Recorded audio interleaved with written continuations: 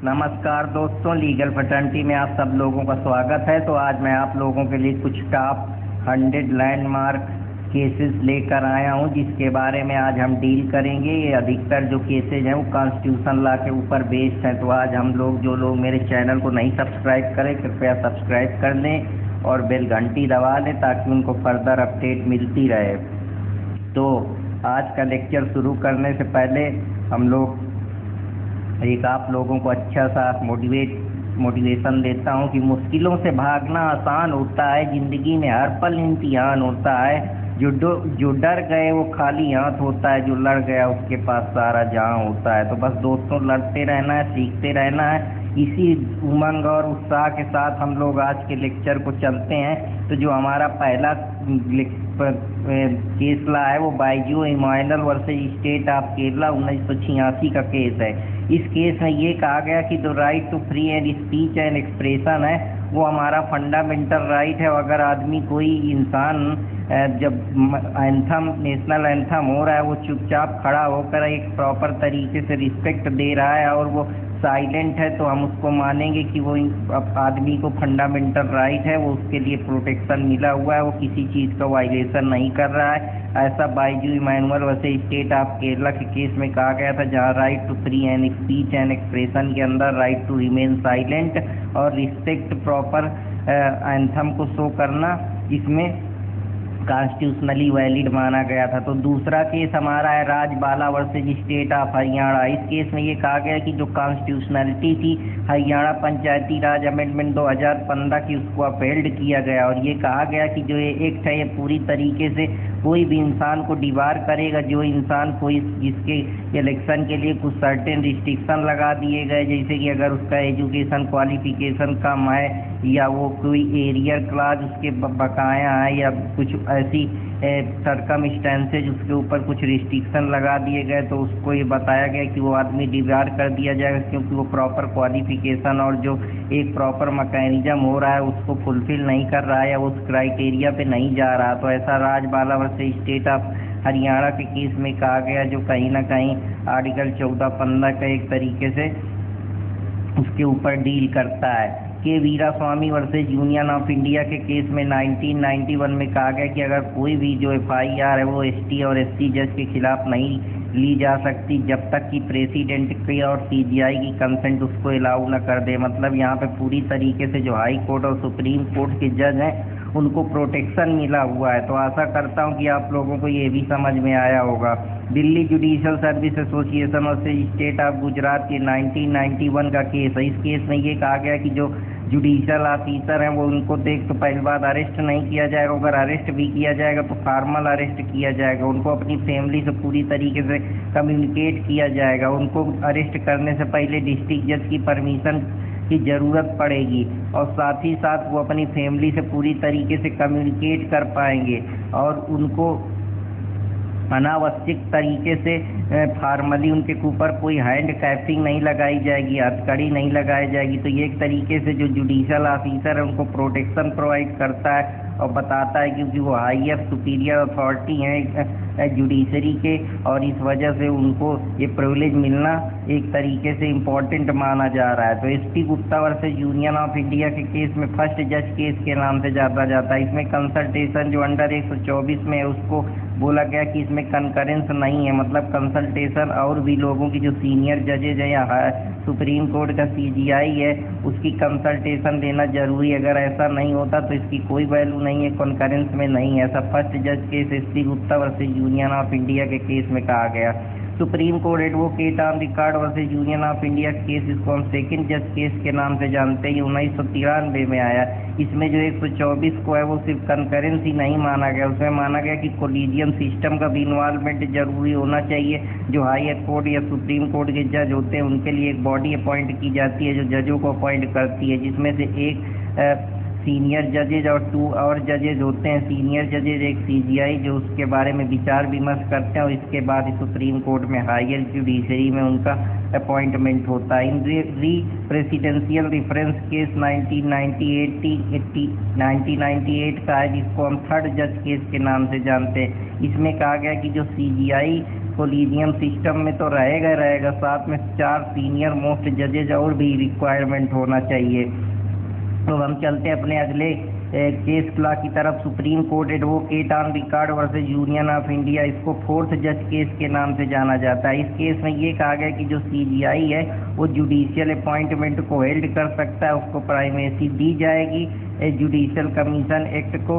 हालांकि बाद में ये जो और एग्जीक्यूटिव का इंटरफेरेंस जो जुडिशरी पे हो रहा था, इसलिए जो NGAC आया 1999 अमेंडमेंट में, उसको स्टक डाउन कर दिया गया और इसको अनकॉन्स्टिट्यूशनल डिक्लेयर कर दिया गया, ताकि जो इंडिपेंडेंस ऑफ जुडिशरी है वो आर्बिट्रेरीनेस एग्जीक्यूटिव के द्वारा ना हो सके और free and flow democratic setup बना रहे। तो हम चलते हैं Narendra Nirajkar versus state of Maharashtra के। इस केस में कहा गया कि अगर जुडिशरी कोई भी फंक्शन या कोई भी एक्टिविटी एडमिनिस्ट्रेटिव कैपेसिटी से करती है तो वो जुडिशियल फंक्शन के अंदर नहीं आएगा, क्योंकि वो एग्जीक्यूटिव का काम कर रही है, वो सरकार के हिसाब से कर रही है।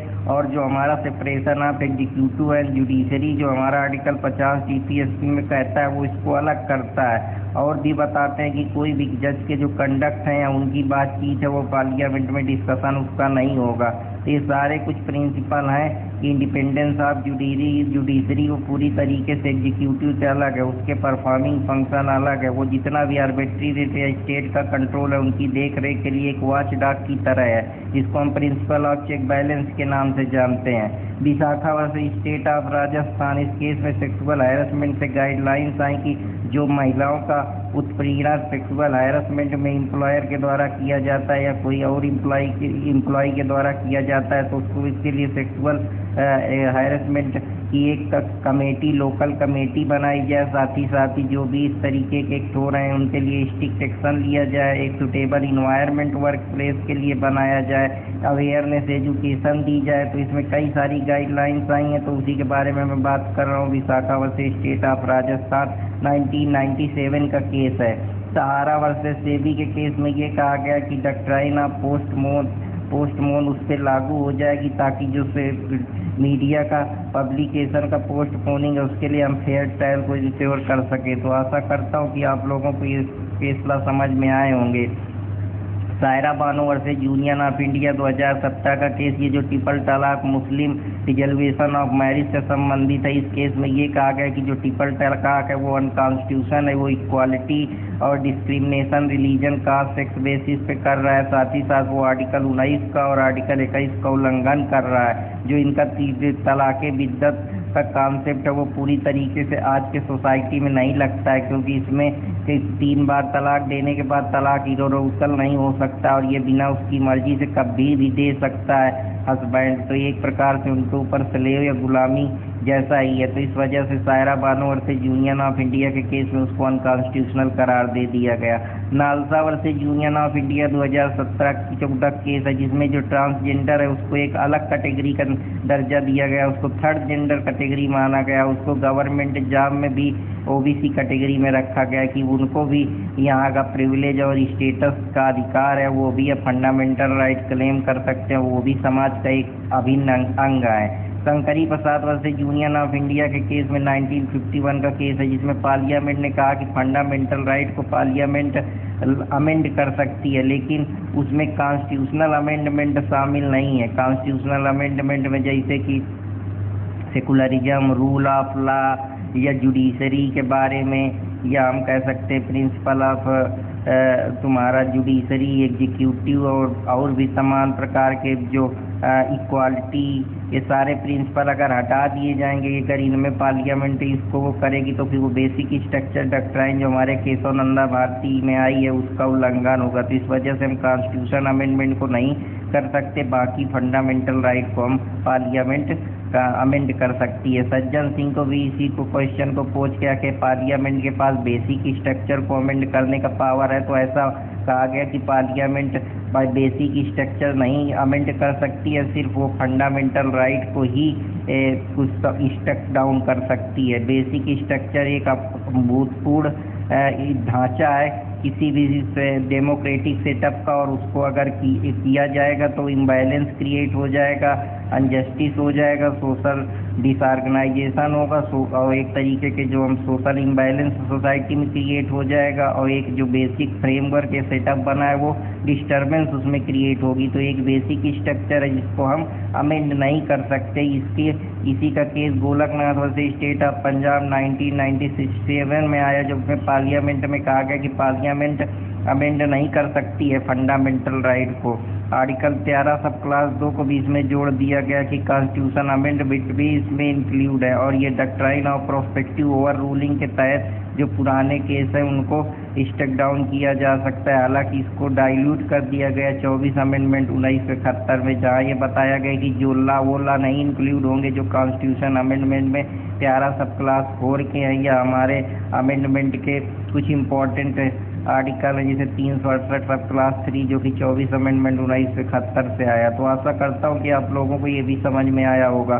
केशव नंदा भारती में ये कहा गया कि पार्लियामेंट के पास पावर तो है फंडामेंटल राइट को अमेंड करने का, लेकिन वो बेसिक स्ट्रक्चर पे कोई छेड़छाड़ नहीं कर सकती या उसको अमेंड नहीं करती, जैसे rule of law, judiciary, democracy, ये सारी चीज़ें, principle of secularism, federal structure, ये सारी चीज़ें। Part of activity which bar the judicial review को जो बार करता है वो स्टक डाउन कर दिया गया। Minerva mill versus union of India के केस में 1980 में आर्टिकल 368 सब क्लास 4 एंड आर्टिकल 368 सब क्लास 5 को स्टक डाउन कर दिया गया, और इस आर्टिकल 31C में भी स्टक डाउन कर दिया गया, जो कहीं ना कहीं डायरेक्टिव प्रिंसिपल को फंडामेंटल राइट से ज़्यादा प्रेफरेंस देता था। और इसमें ये कहा गया कि इसको एक तरीके से डायरेक्टिव और फंडामेंटल राइट में कोई ज़्यादा टसल नहीं है, उसमें एक हारमनी के ही लिए, क्योंकि उसका बेसिक सोशल डेवलपमेंट ही करना है, सोशल इक्वालिटी लाना है समाज में, और एक तरीके से सोशल फैब्रिक को मजबूत ही करना है। तो डीपीएसपी और फंडामेंटल राइट में एक हारमनी बनी होनी चाहिए, जिससे जो हमारी सोसाइटी डेमोक्रेटिक सोसाइटी है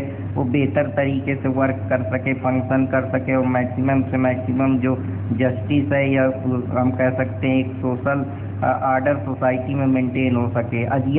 अजय हसिया से खालिद मुजीब का केस है, जो कि स्टेट में जो अदर अथॉरिटी हैं जहाँ पे वो बताता है कि परवेसिव कंट्रोल जहाँ पे होना चाहिए, एक एजेंसी होनी चाहिए स्टूमेलिटी की, और उसमें पब्लिक कंट्रोल होना चाहिए। तो ये केस में कुछ गाइडलाइंस आई थी। RD safety versus international airport authority 1980 का केस है। AK गोपालन का केस ये कहता है कि जो प्रोसीजर होना चाहिए वो पूरी तरीके से फेयर होना चाहिए, रीजनेबल होना चाहिए। ऐसा नहीं होना चाहिए कि जो जिसमें कुछ ऐसे प्रिवेंटिव डिटेन कर लिया जाए बिना किसी जानकारी के, जैसे कि इंदिरा गांधी के केस में या सतवंत साहनी के केस में ये बात कही गई थी। तो प्रोसीजर इस्टेब्लिश बाय प्रोसीजर हमेशा फेयर, रीजनेबल और एक तरीके से कैप्रिकस या आर्बिट्रेरी तरीके से नहीं होना चाहिए। उसमें रीजनेबल अपॉर्चुनिटी हियर्ड की होनी चाहिए, और जो पूरी तरीके से रीजनेबल होना चाहिए वो उसमें एक युक्तिपूर्ण चीज़ होनी चाहिए। जैसे right to go abroad fundamental right article 21 के तहत बात की जाती है। तो आर्टिकल 21 में कहता है कि कोई भी पर्सन को हम राइट और लाइफ लिबर्टीज और जो एक प्रोसीजर बनाएगा उसके साथ खिलवाड़ नहीं कर सकते। जो आर्बिट्रेरी नीचे चीज़ें हैं या ऐसी चीज़ें हैं वो या इलीगल तरीके से अरेस्ट है या कुछ इलीगली तरीके से किसी को डिटेन करना है तो वो प्रोसीजर फेयर नहीं है। तो इसमें यही कहा गया था, इसमें ये कहा गया था कि ये नेचुरल जस्टिस का भी ख्याल रखना चाहिए। AK गोपालन वर्सेस स्टेट ऑफ मद्रास 1950 का केस है ये। Maneka Gandhi versus union of India 1978 का केस है, जिसमें ये कहा गया कि जो प्रोसीजर है वो हमेशा फेयर, रीजनेबल होना चाहिए। और इसमें ये है कहा गया कि जो राइट टू गो अब्रॉड उसका फंडामेंटल राइट है, राइट टू मूवमेंट भी उसका फंडामेंटल राइट है, और freedom of speech and expression के बारे में बात उठाई गई। साथ ही जो उनको इलीगल डिटेन किया गया था उसके बारे में भी कोर्ट ने अपना व्यू रखा कि इलीगल पासपोर्ट उनका जब्त करना, ये सारी चीज़ें थी जो कि एक ऑफिसर थी और उनको वहाँ पे पासवर्ड उनका जब्त कर दिया गया था। तो इस केस में यही कहा गया कि जो भी प्रोसीजर वो बिम्कल कैप्रिकस नहीं होना चाहिए या आर्बिट्रेरी नहीं होना चाहिए, वो एक रीजनेबल होना चाहिए, उसमें डिग्निटी होनी चाहिए। और प्रोसीजर इस्टेब्लिश बाई लॉ जो आर्टिकल 21 हमारा कहता है उसके प्रावधान को उसमें पूरी तरीके से समावेश होना चाहिए। अटॉर्नी जनरल वर्सेस लक्ष्मा देवी का केस ये कहता है कि अगर किसी इंसान को हम पब्लिक हैंगिंग कर देते हैं, लटका देते हैं, तो आर्टिकल 21 का उल्लंघन है, क्योंकि कोई इंसान की हम लाइफ लिबर्टी को हम तब तक नहीं प्रभावित कर सकते या उसको संकट में डाल सकते जब तक कि हमारा प्रोसीजर ऐसा नहीं कहता, क्योंकि ये उस पब्लिक हैंगिंग करना एक तरीके का अपराध है जो इंडिविजुअल के द्वारा किया जा रहा है। ये पूरी तरीके से अनैतिक है, इमोरल है और एक तरीके से पब्लिक के लिए सेम है, क्योंकि वो इंसान इस सोसाइटी का पार्ट है। आप उसको इस तरीके से लॉ को अपने हाथ में नहीं ले सकते, कानून की चीज़ है, कानून उसको अपने हिसाब से डील करेगा। ये Puttaswamy versus union of India के केस में राइट टू प्राइवेसी को यहाँ पे फंडामेंटल राइट माना गया, और ये माना गया कि हम कुछ ऐसी चीज़ें जहाँ पे गवर्नमेंट प्राइवेसी को दखल नहीं कर सकती। जैसे इसमें एक केस है एक हॉस्पिटल का केस है जिसमें वो HIV एड्स से जूझ रहा था, तो उसमें उसकी फियांसी थी, उसने उस चीज़ को डिस्क्लोज कर दिया, तो उस चीज़ के लिए उसको रीजनेबल माना गया कि वो चीज़ें क्योर की जा सकती हैं और वो सोसाइटी के एक बेहतर लिविंग के लिए, या हम कह सकते हैं एक ट्रस्ट के लिए या एक पर्सनल रिलेशनशिप के लिए बहुत जरूरी है। लेकिन कुछ ऐसी चीज़ें हैं जहाँ जो पर्सनल है, जहाँ पे प्राइवेसी ज़रूरी है। जैसे अब आपके घर में कोई भी चीज़ है या आपकी टेलीफोन कॉल है या आपका कोई इम्पोर्टेंट प्राइवेसी मैटर है जहाँ पे दखल नहीं देना चाहिए, जैसे आपके मान लो घर की कोई बात है या रिप्रोडक्शन से रिलेटेड चीज़ें हैं या सेक्सुअल चॉइस से रिलेटेड चीज़ें हैं, तो वहाँ प्राइवेसी ज़रूरी है। तो के Puttaswamy versus union of India के केस में ये भी कहा गया। आधार जो है वो उसको बताया गया कि वो भी एक राइट टू प्राइवेसी का पार्ट है। बालाजी राघवन के केस में ये कहा गया कि जो नेशनल अवार्ड है भारत रत्न पद्म भूषण, वो एक तरीके से नेशनल टाइटल एक्वायर कर सकते हैं, क्योंकि ये उनकी बहादुरी के सम्मान के लिए दिए जाते हैं। इस वजह से इसमें हम एथिक्स लगा सकते हैं कुछ, और ये पूरी तरीके से गवर्नमेंट ऑफिस के द्वारा दिए जाते हैं टाइटल, तो इस पे हमारा एक तरीके से गवर्नमेंट के टाइटल को हम एक्वायर कर सकते हैं। तो क्योंकि ये सम्मान की चीज़ें हैं, ये उनके करेज को दर्शाता है। तो अब हम चलते हैं अपने अगले क्वेश्चन की तरफ। आप लोगों के लिए कुछ और क्वेश्चन लेकर आया हूँ, तो आप उसके बारे में बात करते हैं। State of West Bengal versus Anwar Ali का केस है। ये कहता है कि हम रीजनेबल क्लासिफिकेशन कर सकते हैं, लेकिन हमको ये ध्यान रखना चाहिए कि जो एक्ट बनाया गया है उसका उद्देश्य क्या है, उससे मैक्सिमम पर्पज क्या अचीव करना चाहते हैं। कहीं पे रीजनेबल क्लासिफिकेशन जरूरी है, मान लीजिए कोई अंधा है तो उसको हम रीजनेबल क्लासिफिकेशन देंगे, या कोई क्लास है जिसको उस चीज़ की एक ज़रूरत है, जैसे मान लो ST/SC एक्ट है तो उसको हम रीजनेबल क्लासिफिकेशन रिजर्वेशन के नाम पे देंगे। तो ये रीजनेबल क्लासिफिकेशन का मतलब क्या है? जैसे अब कोई मान लो बहुत ज़्यादा इम्पेयर्ड है या विजुअल इम्पेयर्ड है, या वो ऐसा है कि उसका एक कॉग्निटिव माइंड सही तरीके से काम नहीं कर रहा है, या वो लूला है, लंगड़ा है, तो हम उसको कुछ प्रेफरेंस देंगे। तो यही है कि अब उसका ऑब्जेक्ट क्या अचीव करना चाहते हैं, हमारा उद्देश्य क्या है, हमारा रीजनल नेक्सस उससे कितना है, हम उससे कितना इंटेलिजेंस डिफरेंस निकाल सकते हैं। जो इंटेलिजेंस डिफरेंसिया की चीज़ निकल के आई थी वो state of West Bengal versus Anwar Ali Sarkar के केस में निकल के आई थी।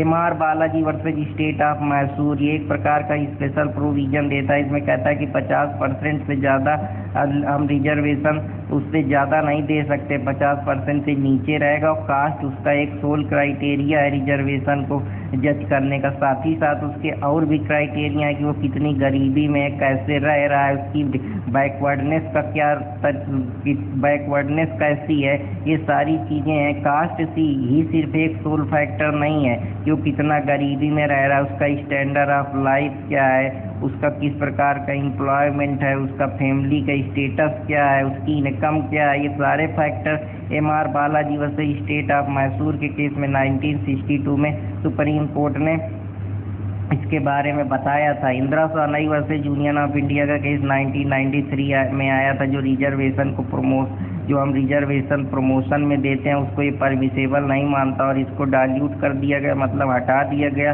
16(4) सब क्लास 4A के तहत, जो कि 77 अमेंडमेंट से आया।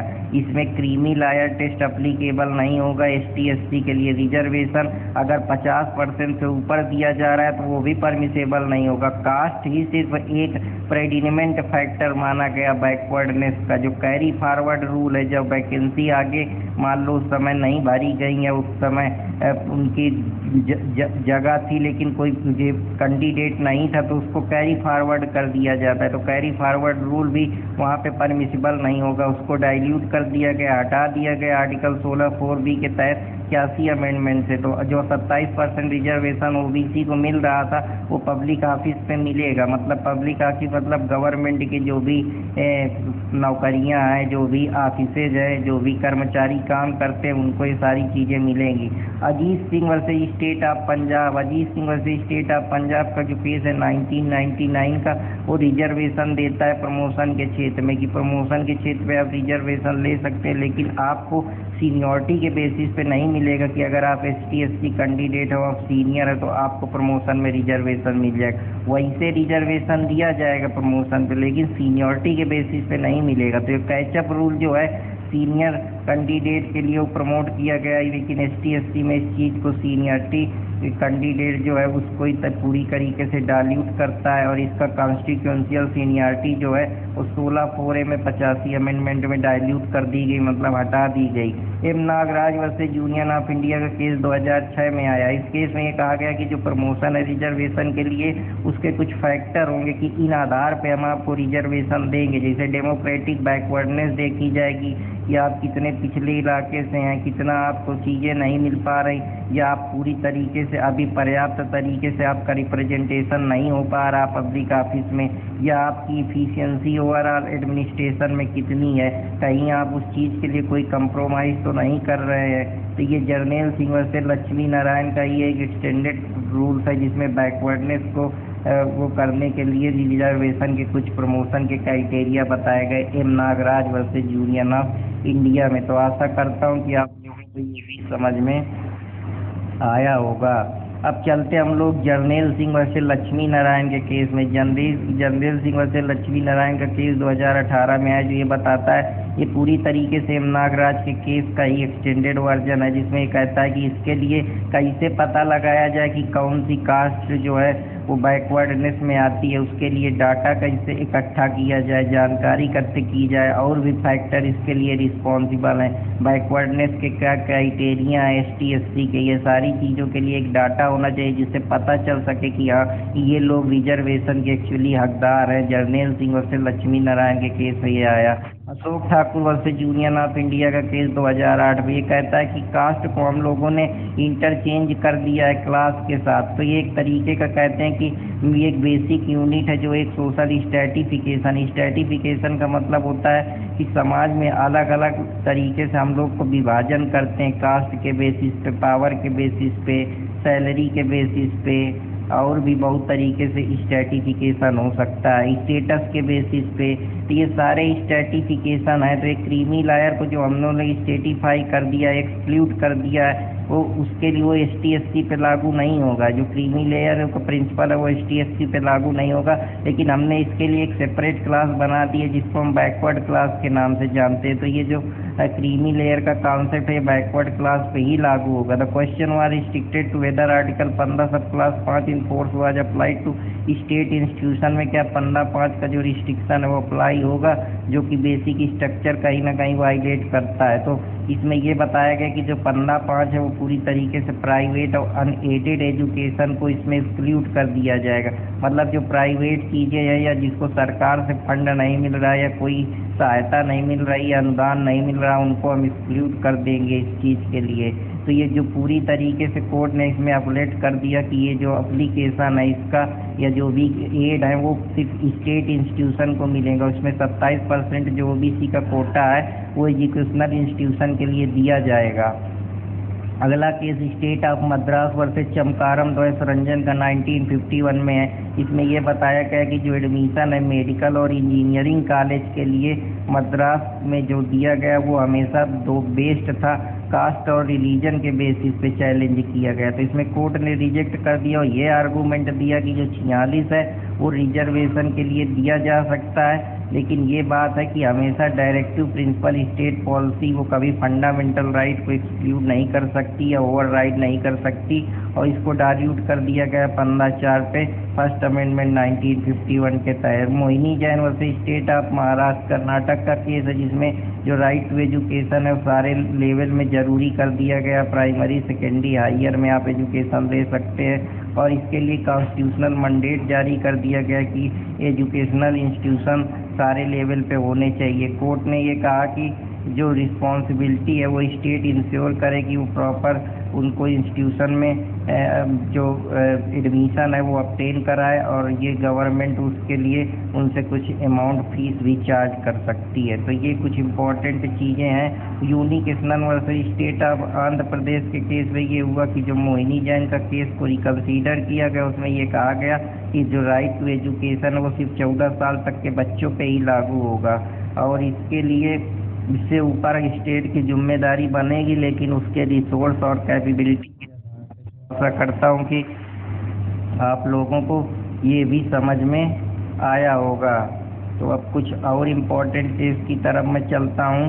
तो अब हम चलते हैं, सिर्फ स्टेट का काम प्रॉफिट मेकिंग एसेंशियल नहीं होना चाहिए, वो फीस चार्ज करेगी लेकिन एक रिस्ट्रिक्शन या नॉमिनल फीस ले, साथ ही में वो ये रेशियो भी चेक करे कि सीट शेयरिंग का रेशियो प्राइवेट और गवर्नमेंट इंस्टीट्यूशन में कितना है। TMFI versus state of Karnataka का केस 2002 में आया। इसमें ये कहा गया कि जो ऑक्यूपेशन आर्टिकल 19(1G) में है वो क्या चीज़ है, तो उसके बारे में इन्होंने कहा कि स्टेट जो है वो पूरी तरीके से एडमिशन पॉलिसी जो अनएडेड एजुकेशन है उस पर स्टेट नहीं रेगुलेट कर सकता है, और ये जो इंस्टीट्यूशन है वो माइनॉरिटी के द्वारा रन किए जाते हैं। लेकिन कुछ चीज़ें हैं, कुछ रूल्स हैं जहाँ पे एकेडमिक स्टैंडर्ड जो ऐसी माइनॉरिटी अपने संस्थान खोलती है उनको मेंटेन करना पड़ेगा, एक रीजनेबल और एक्स्ट्रा, ताकि नॉन माइनॉरिटी स्टूडेंट के खिलाफ एक रीजनेबल तरीके से ये लोग उनको भी शामिल कर सकते हैं, जिससे एक सोशल फैब्रिक और एक बैलेंस बना रहे। Islamic academy of education versus state of Karnataka, इस केस में ये कहा गया कि स्टेट जो है वो रिजर्वेशन दे सकती है फाइनेंशियली और जो सोशली बैकवर्ड सेक्शन के लोग हैं, ताकि एक ट्रांसपेरेंसी एजुकेशन के में मेंटेन हो सके, साथ ही साथ एडमिशन और फी स्ट्रक्चर में भी उनको मदद मिल सके। PA Inamdar versus state of Maharashtra का केस है। इस केस में ये कहा गया कि पूरी तरीके से TMFI फाउंडेशन का जो केस है 11 जज बेंच का वर्डिंग ये इसी को बताता है कि इसको और ट्रांसपेरेंट बनाने के लिए कमेटी फिक्स की जाए, फीस स्ट्रक्चर फिक्स किया जाए, कितनी स्कूल में सीटें होंगी उसके बारे में ये बात करता है। इसमें state can not import reservation policy, इसमें स्टेट अपनी रिजर्वेशन पॉलिसी माइनॉरिटी या नॉन माइनॉरिटी स्टूडेंट के ऊपर नहीं डाल सकती। ऐसे प्राइवेट कॉलेज जो अनएडेड है, जिनको गवर्नमेंट से कोई अनुदान या कोई सहायता नहीं मिल रही है, ये अपने खुद के एक कल्चर को प्रिजर्व करने के लिए उन्होंने अपना खुद का एक संस्थान बनाया है, तो इसमें इनका कुछ 12 इनको छूट मिली हुई है। तो ये PA नादवर और स्टेट ऑफ महाराष्ट्र का केस उसी से रिलेटेड बात करता है।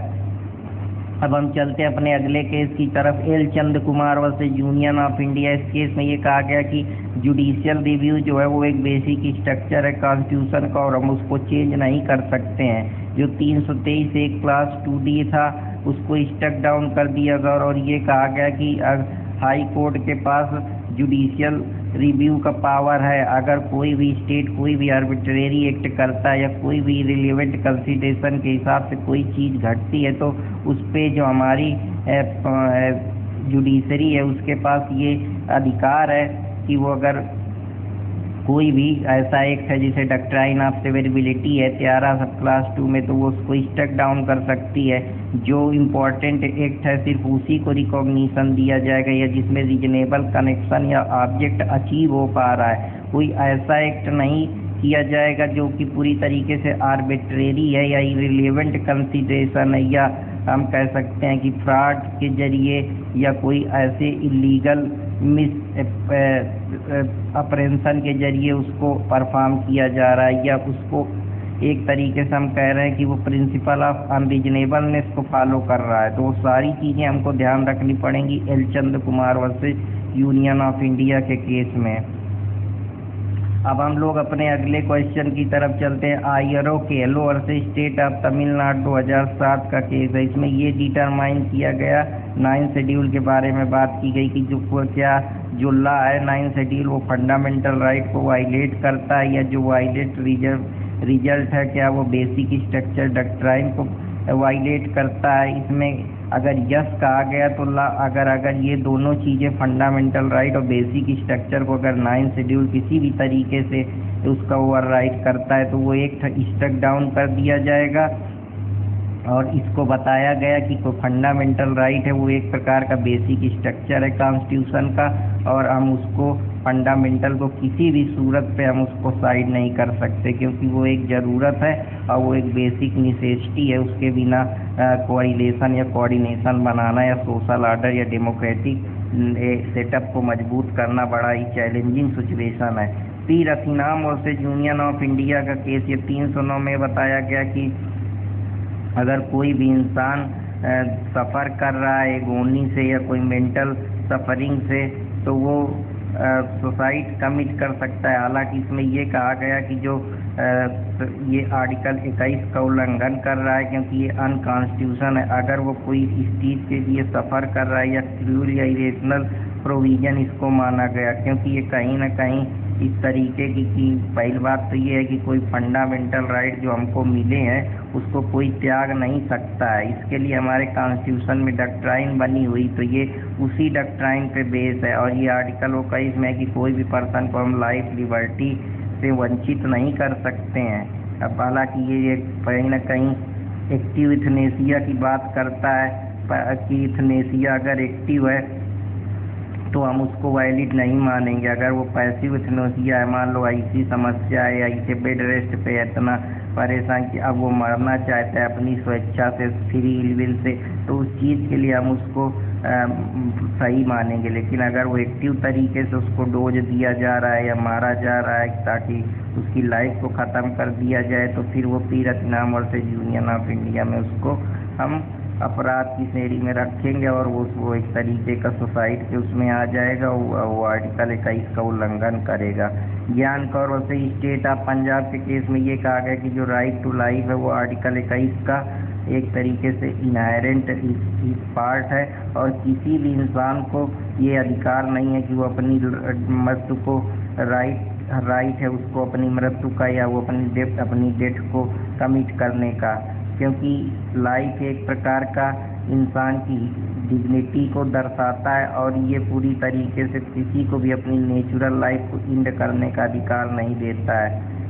बस इसको ये है कि इससे न कंफ्यूज हुआ जाए कि ये अननेचुरल जो लाइफ है या उससे इसको जोड़ लिया जाए। तो इस वजह से right to life does not include right to die, ये कहा गया Gian Kaur versus state of Punjab के केस में।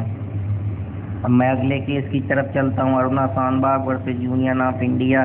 इस केस में ये कहा गया कि जो सुप्रीम कोर्ट ने इशू करा गाइडलाइन लीगल पैसिव इथनेसिया का एक मतलब ये होता है कि एक प्रकार से जब इंसान बेड रेस्ट में होता है या बहुत ज़्यादा उसको प्रॉब्लम होती है तो उसकी लाइफ को विड्रॉ करने के लिए या उसको कुछ ट्रीटमेंट देने के लिए ताकि वो अपनी जो लाइफ सपोर्ट है उससे वो थोड़ा सा उसको मदद मिल पाए, तो उसको डिसकंटिन्यू करने के लिए, क्योंकि अब वो इस स्टेज पे पहुंच गया कि अब वो दूसरों के लिए, पेरेंट्स के लिए, स्पाउस के लिए वो एक तरीके से समस्या क्रिएट हो रहा है। तो ऐसी चीज़ों के लिए फंडामेंटल राइट में अरुणा शानबाग में ये कहा गया कि पैसिव इथनेसिया ही एक प्रकार से सही चीज़ है। अगर कोई इंसान अपनी फ्री विल से मरना चाहता है, वो समाज के लिए बर्डन नहीं बनना चाहता है, तो वो ऐसा कर सकता है। हालांकि इसको एक्टिव इथनेसिया को इसमें वायलेटिव माना गया, क्योंकि ये उसके बिना विल के सपोर्ट के, उसके बिना इच्छा के उसको जानबूझकर डोज देना, केमिकल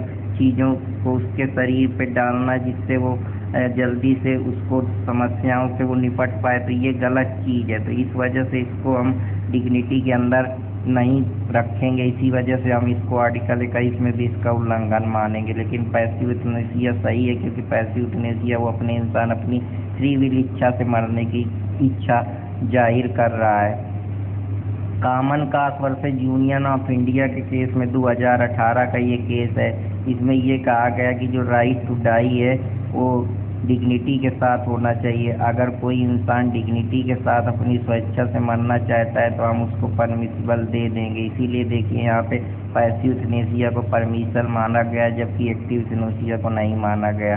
तो यही बात है कि जो अगर तुम उसकी लाइफ को मारने के लिए कुछ ज़्यादा करते हो तो वो एक्टिव यूथनेसिया में आता है। इसीलिए हम उसको उस पेशेंट की लाइफ को प्रिजर्व नहीं करना चाहते हो। तो इसमें कोर्ट ने फिर एक लिविंग डॉक्यूमेंट की बात की कि एक रिटन डॉक्यूमेंट होता है जो पेशेंट को एक प्रकार से इंस्ट्रक्शन देता है कि उसको एडवांस में मेडिकल ट्रीटमेंट दिया जाए, क्योंकि वो टर्मिनली हील हो चुकी है। वो अपनी जो इंटेंशन है या कंसेंट है उसको एक्सप्रेस नहीं कर सकती है। तो ये एक प्रकार का बिल है जो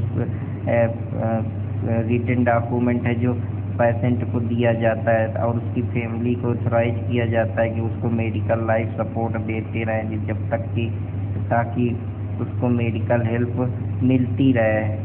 ये मेंटल हेल्थ एक्ट 115 में इसको डिक्रिमिनलाइज कर दिया गया है ऐसे सुसाइड को।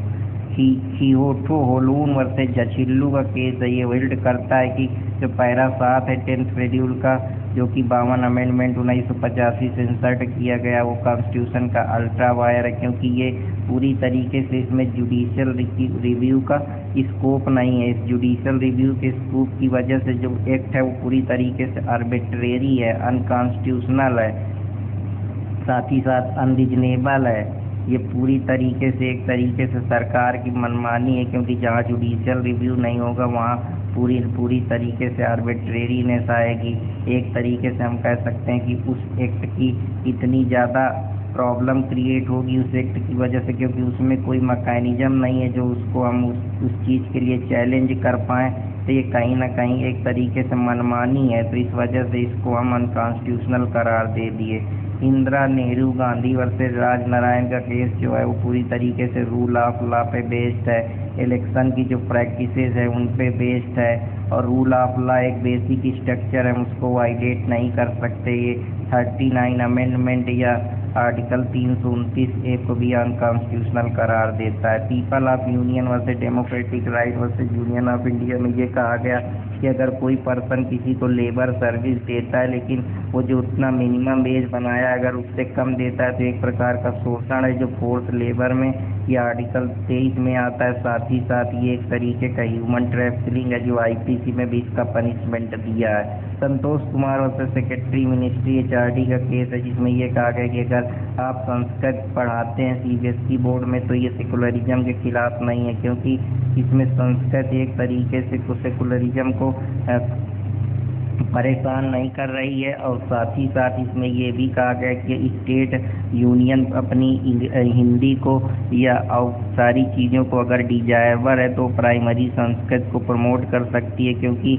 ये कहीं ना कहीं संस्कृत जो है वो हमारे 8th शेड्यूल में जो लैंग्वेज दी गई है उसका पार्ट है और ये कहीं ना कहीं सोशल फैब्रिक को मजबूत बनाती है, कोऑर्डिनेशन को मेंटेन करती है।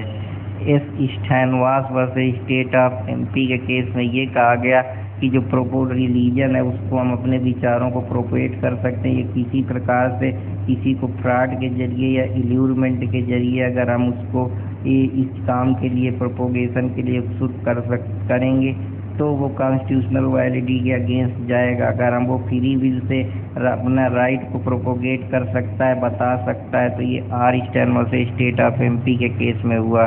एसोसिएशन फॉर डेमोक्रेटिक रिफॉर्म एवं यूनियन ऑफ इंडिया के केस में ये कहा गया कि अगर कोई भी इंसान उसका क्रिमिनल रिकॉर्ड है तो वो अगर उस चीज़ को डिस्क्लोज करेगा, वो एजुकेशनल क्वालिफिकेशन उसको डिस्क्लोज करनी पड़ेगी, अपने पर्सनल एसेट के बारे में बताना पाएगा, तभी वो कैंडिडेट इलेक्शन लड़ सकता है। लोक प्रहरी वर्सेस यूनियन ऑफ इंडिया के केस में ये कहा गया कि जो सेंट्रल है वो कुछ रूल्स बनाए जिससे जो कैंडिडेट नॉमिनेशन पेपर भरते वक्त अपने फॉर्म में सारी चीज़ें डिस्क्लोज करे, जैसे सोर्स ऑफ इनकम, उसके कितने बच्चे हैं, उसके कितने गवर्नमेंट के कॉन्ट्रैक्ट हैं, ये सारी चीज़ें डायरेक्ट इनडायरेक्ट उसके इंटरेस्ट जो उससे जुड़े हुए हैं सारी चीज़ें। Lily Thomas versus union of India के केस में सेक्शन 8(4) जो रिप्रेजेंटेशन ऑफ पीपल एक्ट का है उसको स्टक डाउन कर दिया गया, अनकॉन्स्टिट्यूशनल करार दिया गया और ये बताया गया कि जिस भी MP MLA का कोई कन्विक्शन है या क्रिमिनल एक्ट है तो वो सीधी सी बात है वो अपने MLA के ऑफिस में तो continue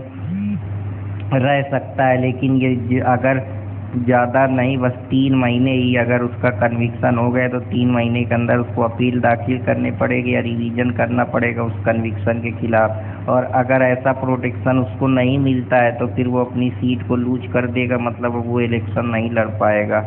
Abraham Singh versus CD कमाचियन का केस है। इसमें ये बताया गया कि अगर कोई इंसान या कोई भी पर्सन जानबूझ के किसी भी कैंडिडेट को प्रोहिबिट करता है वोट देने से या डिस्करेज करता है कि ताकि वो उसके राइवल कैंडिडेट को वोट ना दे on the ground of race, caste का कम्युनिटी के बेसिस पे, तो ऐसा कंडक्ट को हम अनइथिकल मानेंगे और वो करप्ट प्रैक्टिस के अंदर आएगा। तो आशा करता हूँ कि आप लोगों को ये भी समझ में आया होगा। Ashwini Kumar Upadhyay versus union of India के केस में बताया गया कि जो एमपी एमएलए हैं वो अब कोर्ट में प्रैक्टिस के लिए उनको बार कर दिया गया है अगर वो फुल टाइम सैलरी एम्प्लॉयड हैं और उनका कोई भी रिलेशनशिप है एम्प्लॉयर एम्प्लॉय से। और दूसरी बार काउंसिल ऑफ इंडिया ने ये भी कहा कि जो एडवोकेट है वो प्रोहिबिट हैं अगर वो फुल टाइम कहीं सैलरी ले रहे हैं या कोई और गवर्नमेंट या फर्म या कारपोरेशन में कार्य कर रहे हैं तो वो कंटिन्यू प्रैक्टिस नहीं कर सकते हैं। Public interest litigation versus union of India के केस में ये कहा गया कि पॉलिटिशियन है वो पूरी तरीके से बाढ़ नहीं किए जा सकते इलेक्शन को फ्रेम करने के लिए अगर उनके खिलाफ चार्ज लगे, लेकिन गाइडलाइंस ये इशू की गई ताकि जो क्रिमिनलाइजेशन है उसको प्रिवेंट किया जा सके। लेकिन इसमें यही है कि जो कैंडिडेट है वो पहले बात तो जो उसके पेंडिंग क्रिमिनल केस हैं वो कोर्ट के सामने होने चाहिए। दूसरी बात कैंडिडेट का जितना भी क्रिमिनल प्रोफाइल है वो वेबसाइट पे दिखना चाहिए। कैंडिडेट लड़ सकता है लेकिन उसके जो क्रिमिनल इंसिडेंट हैं वो उसके पब्लिक लाइफ में ना इंटर करे, साथ ही साथ वो उस चीज़ के लिए लॉ मेकिंग नहीं कर पाएगा। तो ये सारी चीज़ें public interest foundation versus union of India के केस में कही गई।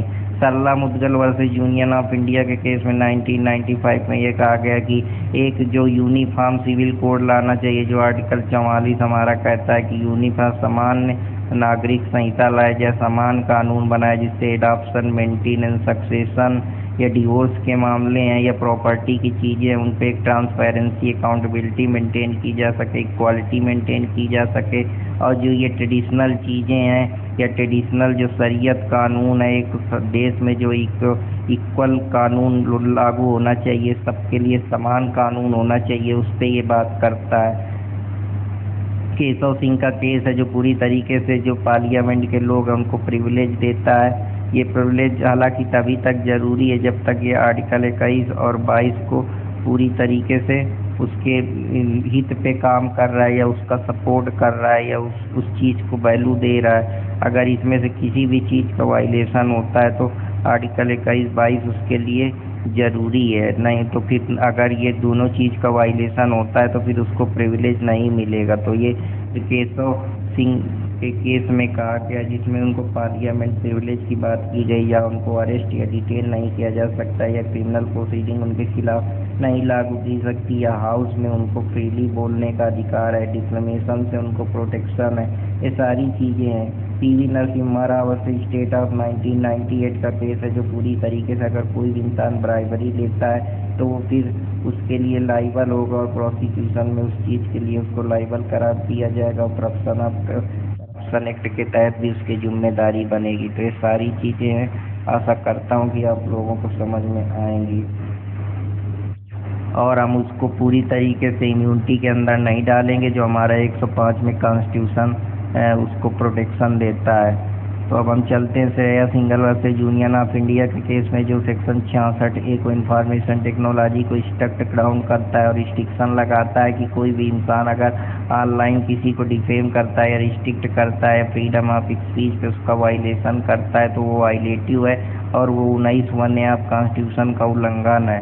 Joseph Shine versus union of India में सेक्शन 497 एडल्ट्री जो है पहले हमारा जो भारतीय न्याय संहिता जो अभी है जो पहले इंडियन पीनल कोड था भारतीय दंड संहिता वो एक तरीके से उसमें ये बताता है कि जो हस्बैंड है उसके पास एक्सक्लूसिव राइट है कि वो प्रोसिक्यूट कर सकता है अपने वाइफ के लवर के खिलाफ, और ये कहीं ना कहीं सिविल ग्राउंड भी डिवोर्स का बन सकता है अगर वो आर्बिट्रेरी तरीके से हुआ है। तो ये पुट्टास्वामी में ये बताया गया कि एक रीजनेबल रिस्ट्रिक्शन इंडिविजुअल की प्राइवेसी पे ज़रूरी है, और अगर ऐसा ज़रूरी है, और अगर इसमें ये कहा गया कि कुछ चीज़ें हैं जिनको अनकॉन्स्टिट्यूशनल करार दिया गया, जैसे राइट टू एजुकेशन, इसमें फंडामेंटल राइट बताया गया। इसमें बताया गया कि जो नीट वाले बच्चे हैं या यूजीसी वाले बच्चे हैं वो अपना आधार कार्ड अगर नहीं दिखाई देंगे तो वो उनको आधार कार्ड को इसमें स्टक डाउन कर दिया गया। ये कहा गया कि गवर्नमेंट जो है वो किसी भी कंपेल नहीं कर सकती प्राइवेट कंपनी को कि वो आधार वेरिफिकेशन सर्विस के लिए दें। तो ये आधार के रिलेटेड भी इसमें मामला चला। तो के पुट्टास्वामी का केस है। इंडियन यंग लॉयर एसोसिएशन और स्टेट ऑफ केरला के केस में ये कहा गया कि जो लॉर्ड अप्पा है जहाँ महिलाओं की एंट्री बैन थी वो डिस्क्रिमिनेटरी प्रैक्टिस है 14, 15 और 21 के तहत, और फ्रीडम ऑफ रिलीजन के तहत वो वुमेन डिबेटी को रोकती है, तो ये वायलेट करती है। इसमें Lord Appa do not constitute, उनके लिए सेपरेट डिनोमिनेशन नहीं क्रिएट किया जाएगा या सेपरेट उनको उस चीज़ के लिए नहीं रखा जाएगा। जो प्रोविएशन है वुमेन का वो एक प्रकार से कहीं ना कहीं एसेंशियल पार्ट है हिंदू रिलीजन का, लेकिन उसमें ये भी एक्सक्लूड किया गया कि ये कहीं ना कहीं इम्प्योरिटी, जो मेंसुरेशन की बात की, महिलाएं जो मेंसुरेशन के समय वो मंदिर में नहीं जा सकती, ये एक अनटचेबिलिटी का पार्ट है। नवजोत सिंह जोहर में इसको आर्बिट्रेरी करार दिया गया 377 को बताया गया कि जो सेक्सुअल ओरिएंटेशन है वो हर इंडिविजुअल को उसको सोसाइटी उसको प्रोटेक्ट करती है। तो यही सारी चीज़ें इसमें आई। तो आशा करता हूँ कि आप लोगों को ये चीज़ें समझ में आई होंगी। तो कुछ और इम्पोर्टेंट क्वेश्चन की तरफ मैं आप लोगों के साथ चलता हूँ। हम लोग कहाँ तक पहुँच पाए हैं? हम लोग पहुँच पाए अभी नवतेज सिंह जोहर के केस पे मैं आप लोगों को बता रहा हूँ। तो अब हम लोग चलते हैं अपने कुछ और इम्पोर्टेंट केस की तरफ। तो इसमें यही है कि कुछ चीज़ें हैं जिसमें 377 जो है वो पूरी तरीके से एक फंडामेंटल प्राइवेसी की बात करता है, प्रोटेक्शन देता है सेक्सुअल ओरिएंटेशन का, गारंटी देता है 14, 15, 21 की कॉन्स्टिट्यूशन की, और कहता है कि हर इंडिविजुअल के पास ये अधिकार है कि अपनी चॉइस इंडिविजुअल उसकी लिबर्टी का एक इम्पॉर्टेंट हिस्सा है। अब अगर कोई ऐसी चीज़ें हैं जो अनरीजनेबल तरीके से होती हैं तो हम मेजॉरिटी ऑफ चीज़ों को सिक्यूट कर देते हैं। हम किसी भी इंसान को एक्सप्लॉइट नहीं कर सकते या हायरेस नहीं कर सकते। सेक्सुअल ओरिएंटेशन फ्रीली होनी चाहिए। Olga Tellis versus Bombay municipal corporation में ये कहा गया कि जो राइट टू लाइवलीहुड है वो एक फंडामेंटल राइट है कि सबको अपने जीवन यापन करने के लिए ये फंडामेंटल अधिकार है कि आप अपना लाइवलीहुड चला सकते हैं, आप कमा सकते हैं, आप अपना प्रोफेशन चुन सकते हैं। John Vallamattom versus union of India case में ये कहा गया कि जो इंडियन सक्सेशन एक्ट है वो अनकॉन्स्टिट्यूशनल है क्योंकि ये आर्टिकल 14 का उल्लंघन करता है, जिसमें क्रिश्चियन जो नेफ्यू थी वो अपना एक प्रॉपर्टी को बिक्यूज करना चाहती, सेल करना चाहती थी रिलीजियस और चैरिटी ऑफ पर्पज के लिए। हालांकि वो सक्सेशन की वजह से ऐसा नहीं कर पा रही थी, तो उसको इक्वालिटी और प्रोटेक्शन का जो वायलेशन है उसके बारे में यह आर्टिकल 14 की बात करता है। डीसी बात ये है कि अगर कोई भी ऑर्डिनेंस अगर एक्स्ट्राऑर्डिनरी सिचुएशन में बनाया जाता है या पॉलिटिकल इंड के लिए बनाया जाता है या पॉलिटिकल प्रॉफिट के लिए बनाया जाता है या पॉलिटिकल हम कह सकते हैं इंटरेस्ट को फुलफिल करने के लिए बनाया जाता है, तो ऐसी प्रैक्टिस कॉन्स्टिट्यूशन या डेमोक्रेटिक सेटअप में फ्रॉड मानी जाएगी और या ये ऐसी प्रैक्टिस आर्बिट्रेरीनेस होगी और इसको पूरी तरीके से स्टक डाउन कर दिया जाएगा। तो ये सारी चीज़ें इसमें बताई गई थी। तो आशा करता हूँ कि डीसी वादवा एक तरीके कॉन्स्टिट्यूशनल था और इसमें आप जुडिशियल रिव्यू ले सकते हैं। किशन कुमार सिंह वैसे स्टेट ऑफ बिहार का केस है, ये ऑर्डिनेंस की बात करता है कि अगर ऑर्डिनेंस लेजिस्लेचर में मैंडेटरी है तब तो ठीक है, लेकिन अगर रिप्रोमगेशन फ्रॉड के जरिए होता है या डेमोक्रेटिक लेजिस्लेचर तो सेटिस्फैक्शन उस चीज़ से नहीं मिलता है, तो प्रेसिडेंट अगर 123 के तहत कोई भी ऑर्डिनेंस पास करता है या गवर्नर 213 के तहत कोई भी ऐसा ऑर्डर पास करता है तो उस पर हम जुडिशियल रिव्यू के लिए जा सकते हैं। हम उसको जुडिशियल रिव्यू से वंचित नहीं कर सकते अगर वो इलेवल कंसिडरेशन के द्वारा होता है या अनबिट्रेरीनेस तरीके से होता है या फ्रॉड के जरिए किया गया होता है या कोई प्रॉफिट के मोटिव से किया गया होता है। ये सारी चीज़ें हैं। AK Rai versus union of India के केस में ऑर्डिनेंस जो है उसको हम बियॉन्ड रीजनेबल पावर जा सकते हैं और उसके ऊपर जुडिशियल रिव्यू लागू कर सकते हैं अगर वो कैजुअल तरीके से उसको किया गया है या जो चैलेंज है उसको हम पूरी तरीके से आगे करीब फॉरवर्ड कर सकते हैं। उसको हम जुडिशियल रिव्यू के हित पे दायरे पे ला सकते हैं। अगर वो रीजनेबल नहीं है या पूरी तरीके से जो स्कोप है जुडिशियल रिव्यू का वो एक्सरसाइज कर सकते हैं। तो ये AK Rai versus union of India के केस में आया था। तो आशा करता हूँ कि आप लोगों को ये भी समझ में आया होगा। ADM जबलपुर के केस में चलते हैं। केस ये बताता है कि जब इमरजेंसी का समय था तो कुछ राइट जो होते हैं वो सस्पेंड हो जाते हैं, जहाँ आप इन्फोर्स नहीं करा सकते उनको, ना कोर्ट में जा सकते हैं। तो उसमें ये बताया गया कि जो ये कोर्ट ने इसको अफर्मेटिव तरीके से लिया और कहा कि ये जो राइट है ये पर्सनल लिबर्टी और प्रोसीजर इस्टेब्लिश बाई लॉ के हिसाब से किया गया है। इस समय की ज़रूरत थी तो इसको उन्होंने अफर्मेटिव तरीके से माना गया। हालांकि ये जो इमरजेंसी का टाइम था ये ADM जबलपुर शिवकांत शुक्ला का केस उसी पे डील करता है। इसको इमरजेंसी केस जाना जाता है। DP Singhal versus union of India के केस में ये कहा गया था कि अगर कोई भी प्रेसिडेंट किसी भी सेंट्रल गवर्नमेंट के एम्प्लॉय को रिमूव कर सकता है बिना कोई नोटिस दिए हुए, बिना किसी रीजन के और बिना कोई अपॉर्चुनिटी अफियर्ड करे हुए, लेकिन जो इसका वो पावर होना चाहिए वो आर्बिट्रेरीनेस या अनरीजनेबल तरीके से या कैप्सिकस बेसिस पे नहीं होना चाहिए। उसमें कुछ रिलेवेंट कंसीडरेशन होना चाहिए, रिलेवेंट पॉइंट होना चाहिए, एक रीजनेबलनेस होना चाहिए, तभी वो ऐसा कर पाएगा। तो आशा करता हूँ कि आप लोगों को ये भी पसंद आया होगा।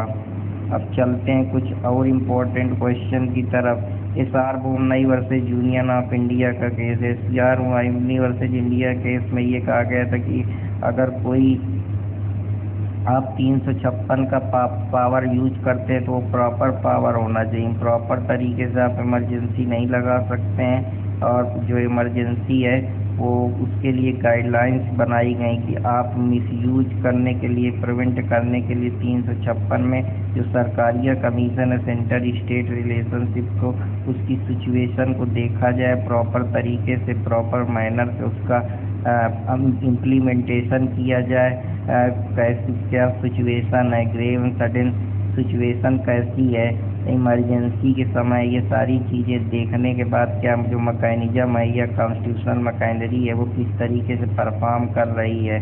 तो ये सारी चीज़ें हैं जिसमें ये भी कहा गया है SR बोमनई के केस में कि सेकुलरिज्म जो है वो बेसिक स्ट्रक्चर है डॉक्ट्राइन का, कॉन्स्टिट्यूशन का, जो सारे धर्मों को बराबर सम्मान देते, स्टेट किसी भी धर्म के खिलाफ कंट्रेरी नहीं बिहेव करेगा, वो न्यूट्रल रहेगा, सारे लोगों को रिलीजन के नाम पे अपनी रिलीजन परफॉर्म करने का, रिलीजन वर्शिप करने का, रिलीजन के बारे में अपने थॉट विचार रखने का प्रॉपर अधिकार है। Ismail Faruqui versus union of India के केस में जो कि गवर्नमेंट अगर सोवरेन पावर है तो गवर्नमेंट कोई भी प्रॉपर्टी एक्वायर कर सकती है, लेकिन ये जो प्रॉपर्टी है वो पूरी तरीके से गवर्नमेंट एक्वायर कर सकती है। और लेकिन यही है कि ये इक्वाइजेशन जो है वो 25-26 का उल्लंघन नहीं होना चाहिए कॉन्स्टिट्यूशन का। जो कल्चरल राइट या एजुकेशनल राइट या लिंग्विस्टिक राइट है जो एक माइनॉरिटी के, उसका भी ध्यान रखना है। साथ ही साथ कंपनसेशन को भी ध्यान रखना चाहिए, क्योंकि जो इस तरीके के रिलीजियस प्रैक्टिस हैं वो एक इसेंशियल पार्ट है, तो इनको भी प्रोटेक्ट करना ज़रूरी है। तो हम चलते हैं कुछ और इम्पोर्टेंट क्वेश्चन की तरफ आप लोगों को लेके चलता हूं, तो आप लोगों को समझ में आया होगा। तो अब चलते हम लोग अगले क्वेश्चन की तरफ। कुछ इम्पोर्टेंट क्वेश्चन जो क्वेश्चन मैं आप लोगों के सामने लाया हूं। तो SP Mittal versus union of India के केस में रिलीजियस डोमिनेशन की बात हुई थी, जो हमारे आर्टिकल 26 में दिया है, जो हमको रिलीजन बताता है कि एक तरीके से हमको अपना अधिकार कि हम अपना रिलीजियस डोमिनेशन एक्सप्रेस कर सकते हैं। ये एक रिलीजियस डोमिनेशन के लिए 3 कैटेगरी बताई गई कि ये जो कलेक्शन है इंडिविजुअल का उसमें होना ज़रूरी है, उनका एक बिलीफ और बहुत ज़रूरी है। एक कॉमन फेथ होना बहुत ज़रूरी है धर्म के प्रति, तभी हम उसको एक डिनोमिनेशन का पार्ट मानेंगे। एक कॉमन ऑर्गेनाइजेशन उनका होना चाहिए, एक डिस्टिंक्टिव नाम उनका होना चाहिए। अगर ये 3 चीज़ है तो हम उसको रिलीजियस डोमिनेशन का दर्जा देंगे। सिल्वी अरेला की इसमें बहुत सारे और भी केस हैं, जैसे एक मठ का केस है, तो उसके बारे में भी मैं बात करूँगा आगे चल के, जब मैं कभी इसके बारे में डील करेंगे डिवीजन के बारे में। Silvi versus state of Karnataka. Silvi versus state of Karnataka ये कहता है कि अगर पुलिस इंट्रोगेशन के समय कोई भी ऐसा टेस्ट, चाहे वो नार्को एनालिसिस टेस्ट हो, चाहे लाई डिटेक्टर टेस्ट हो, चाहे ब्रेन मैपिंग टेस्ट हो, अगर पर्सन के एक्यूज के बिना कंसेंट के अगर वो होते हैं तो उसके जो आर्टिकल 20(3) है कि सेल्फ इंक्रिमिनेशन का नुकसान करेगा, कि मतलब कोई भी विटनेस अपना खुद का विटनेस नहीं हो सकता है, या उसको हम पूरी तरीके से अंडर प्रेशर, या हम उसको कह सकते हैं इलीगल तरीके से हम उससे कोई भी चीज़ नहीं उगलाएंगे। वो अनजस्टिफाइड तरीका होगा और वो कहीं ना कहीं से उसकी प्राइवेसी है उसका हनन होगा, या पर्सनल लिबर्टी जो हमारा आर्टिकल 21 कहता है उसका एक तरीके से वायलेशन होगा। तो इस वजह से कंसेंट बहुत जरूरी। ये जिम्मेदारी प्रोसिक्यूशन की है कि वो उस चीज़ को प्रूव करे, वो भी बिना किसी ड्यूरेस या कन्फेशन के जरिए जो पुलिस अपनाती है। तो आशा करता हूँ कि आप लोगों को ये भी समझ में आया होगा। MC मेहता का केस है जो पूरी तरीके से एब्सोल्यूट लायबिलिटी की बात करता है कि अगर आप कोई भी हार्मफुल सब्सटेंस प्रोड्यूस करेंगे जो कम्युनिटी के लिए खतरा है, या इन्वायरमेंट डिग्रेडेशन हो रहा है, या इन्वायरमेंट डिसबैलेंस क्रिएट हो रहा है, या इन्वायरमेंट का जो टेम्परेचर है या इकोलॉजिकल सक्सेशन है वो डिस्टर्ब हो रहा है, या किसी भी तरीके से ऐसी अननेचुरल एक्टिविटी कर रहे हैं, तो उसके लिए एब्सोल्यूट लायबिलिटी है कि आपको उसके लिए, अगर आप समाज में कोई भी ऐसी इंडस्ट्री लगाते हैं जिससे ह्यूमन रेस को या ह्यूमन जो आसपास के लोग हैं उनको कोई भी सफ़र फील करते हैं, या कोई पॉल्यूशन या कोई ऐसी डेंजरस थिंग्स होती है, तो हम उसके लिए एब्सोल्युटली लाइबल होंगे। ये MC मेहता का जो केस है जिसमें पूरी तरीके से रूरल लिटिगेशन एंटाइटलमेंट केंद्र देहरादून से स्टेट ऑफ UP का केस है जो सस्टेनेबल डेवलपमेंट की बात करता है कि हम अपने रिसोर्स का प्रॉपर यूज करें, सही तरीके से यूज करें, ओवर एक्सप्लॉइटेशन न करें, जो हम जैसा फ्यूचर चाहते हैं उसको अपनी फ्यूचर जनरेशन का भी ख्याल रखें, सस्टेनेबली करें, ग्रीन फाइनेंसिंग की बात करें, ग्रीन इन्वायरमेंट को सपोर्ट करें, ज़्यादा से ज़्यादा इकोलॉजिकल सक्सेशन को मेंटेन करके, इकोलॉजिकल बैलेंस को मेंटेन करके रखें। उसी का ये second version Indian council environment legal action versus union of India का केस है जो पॉल्यूटर पे प्रिंसिपल की बात करता है कि जो पॉल्यूशन फैलाएगा मैन्युफैक्चर वो उसके लिए लाइबल होगा, कंपनसेशन देगा, उसकी समाज में जिम्मेदारी बढ़ेगी कि वो इन सारी चीज़ों के लिए लाइबल होगा और कंपनसेशन देगा। तो पॉल्यूटर पे प्रिंसिपल यही करता है कि जो पॉल्यूशन फैलाएगा वही उसके लिए लाइबल होगा, वो एब्सोल्युटली उस चीज़ के लिए लाइबल होगा। तो ये जो एब्सोल्यूट लायबिलिटी का कॉन्सेप्ट है वो उसके ऊपर अप्लाई होगा।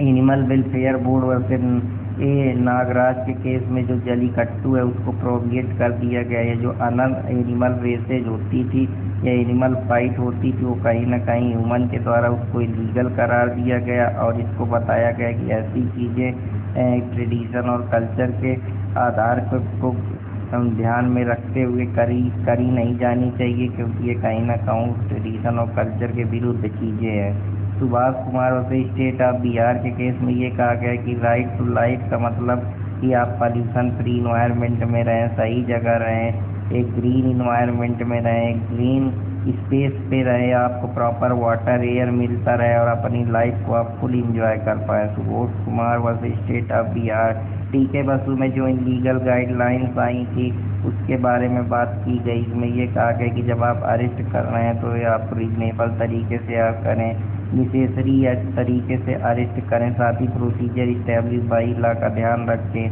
PCR कंट्रोल रूम बनाएं, मेमो बनाएं, एक प्रॉपर तरीके से उसका मेडिकल एग्जामिनेशन कराएं, साथ ही साथ उसको उस अपराध के बारे में अवेयर करें, बेल के बारे में बताएं।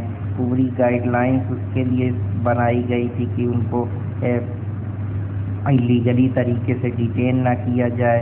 तो ये सब DK बसु से स्टेट ऑफ वेस्ट बंगाल के केस में आया था। बेल के बारे में उनको अवगत कराएं। ये सारी चीज़ें हैं जो हमारे आर्टिकल 20 में दिया है कि एक अपराधी के कौन कौन से राइट होते हैं। बेल का राइट हो गया, इंफॉर्मेशन का राइट हो गया, या जो उनको और भी जो प्रकार के राइट है उनसे उसको अवेयर कराया जाए, मेडिकल फैसिलिटी के बारे में बताया जाए, कैश मेमो तैयार किया जाए, जो चार्ज है उसके बारे में उसको बताया जाए। ये सारी चीज़ें और जो भी फुल रिपोर्ट बनाई जाती है उसको एक्यूज को फ्री ऑफ कॉस्ट दी जाए। ये सारी चीज़ें शीला बरसी वैसे स्टेट ऑफ महाराष्ट्र के केस में जो प्रिजनर में लॉकअप में मूवमेंट बंद है उनको प्रोटेक्शन दिया जाए, उनका ख्याल रखा जाए, उनको प्रॉपर एक इन्वायरमेंट दिया जाए, या जो और हीनियस क्रिमिनल्स हैं उनको प्रोटेक्शन दिया जाए, सही से लॉकअप बनाया जाए और उनके अंदर एक जो प्रिजनर राइट्स हैं वो डेवलप किए जाए। Premchand Garg versus excise commissioner Allahabad का केस है जिसमें पहली बार सुप्रीम कोर्ट ने ये हेल्ड करा कि अगर कोई भी एक्ट या कोई भी आर्डर या कोई भी डिक्री है या ऐसी चीज़ है जहाँ पे नेसेसिटी ज़रूरी है या इंड ऑफ जस्टिस के लिए वो चीज़ करना ज़रूरी है, तो वहाँ ये जो एक्सरसाइज कर सकती है एक्स्ट्राऑर्डिनरी पावर का आर्टिकल 122 के तहत, जहाँ पे वो किसी भी इंसान को कोई किसी भी प्रकार से इनजस्टिस का वो शिकार ना हो तो उसको कंप्लीट जस्टिस मिल सके। तो ये प्रेमचंद गर्ग का केस है। यूनियन कार्बाइड में जो मिसाइल आइसोसाइनेट लीक हुई थी उसी के ऊपर ये केस डेवलप करता है कि कोई भी एक्ट ऐसा नहीं करना चाहिए जो इन्वायरमेंट के खिलाफ हो। ये सारी चीज़ें इसमें आई थी। तो आशा करता हूँ कि आप लोगों को ये समझ में आया होगा। अगर समझ में आया तो कृपया लाइक, सब्सक्राइब, कमेंट करते रहें आशीष कुमार इलाहाबादिया को। तो अब कुछ और इम्पोर्टेंट क्वेश्चन की तरफ चलता हूँ जहाँ पे आप लोगों को चीज़ें बताता हूँ। गवर्नमेंट ऑफ NCT दिल्ली वैसे Delhi of union of India के केस में ये कहा गया कि जो लेफ्टिनेंट गवर्नर है NCT का वो कोई भी एक्ट बिना एड एंड एडवाइस के नहीं करेगा जो है, लेकिन उसमें गवर्नर को कुछ डिस्क्रिमिनेशन दिया गया या डिस्क्रिएशन दिया गया जहाँ वो अगर लैंड से रिलेटेड मैटर है या पुलिस से रिलेटेड है पब्लिक आर्डर से, तो वो इन चीज़ों को अपने तरीके से हैंडल कर सकता है बिना कोई मिनिस्टर की सहायता के, एड एंड एडवाइस की, इलेक्टेड गवर्नमेंट के।